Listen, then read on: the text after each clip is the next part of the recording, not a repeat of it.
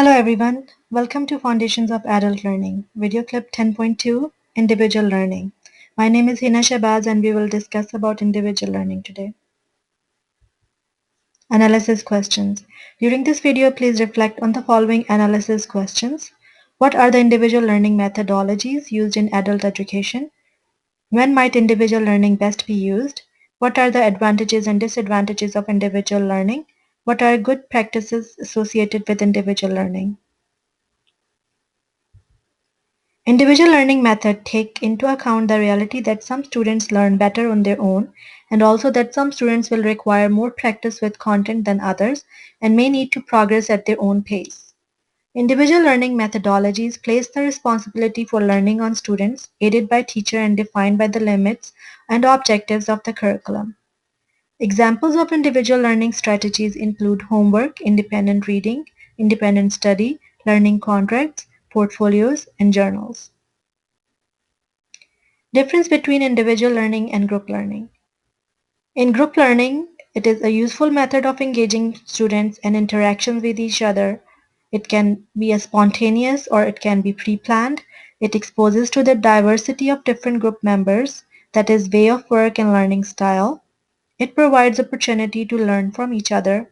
It allows students to contribute in their areas of strength. Individual learning. Individual learning is the person is responsible for learning at that students progress on their own pace.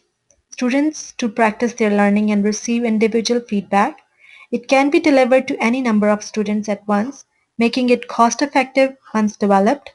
It offers flexibility to students in terms of when and where they do their learning.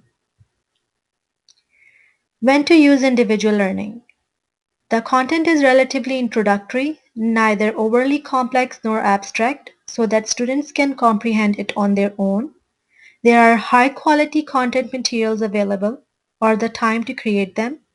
The learning of the content is easy to measure, allowing students to check their mastery through the provision of answer keys. They don't require teacher judgment.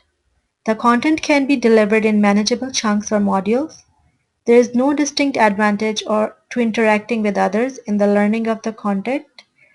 Students seeking to learn this content are distant or unable to attend more traditional delivery opportunities. When students are highly motivated and able to self-manage their studies, students need to be able to access the material at different points in time or are starting at different levels of expertise. Disadvantages of individual learning. In general, adults succeed best when they learn in the company of others, face-to-face or online.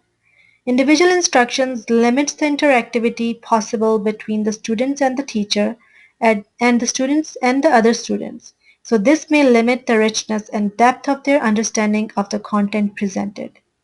In addition, unless there is some kind of help mechanism built into the delivery structure, individual students can confront obstacles to learning which they are unable to overcome, leading to high attrition. Good practice when using individual learning. Choose this approach only when the target student is mature, self-motivated, self-disciplined, and therefore likely to succeed. Choose this approach when the content is suitable for independent learning and there is sufficient time and enough resources to create a high-quality product. Ensure that learning materials are clear, easily navigated, and broken into sections that are readily assimilated. Make use of contemporary multimedia in the learning materials in order to provide variety and appeal to varied learning styles. Alternate content delivery with application or practice activities that are immediately self-graded against an answer key to support cumulative mastery of content. Be sure that students are adequately prepared for the requirements of individual learning and that sufficient checkpoints are built into the module to support continuous learning. Include support systems so that students can access help with technical or conceptual problems. Synthesis questions. Please use the following synthesis question as a guide to assist with synthesizing the ideas that occur to you when reflecting on this video clip. Why would educational institutions like the individual learning approach? What would be in it for them? Which philosophy of adult learning is most consistent with the individual learning approach? Would individual learning be more likely to be used in formal, informal, or non-formal adult education? What adult education providers would be most likely to use individual learning?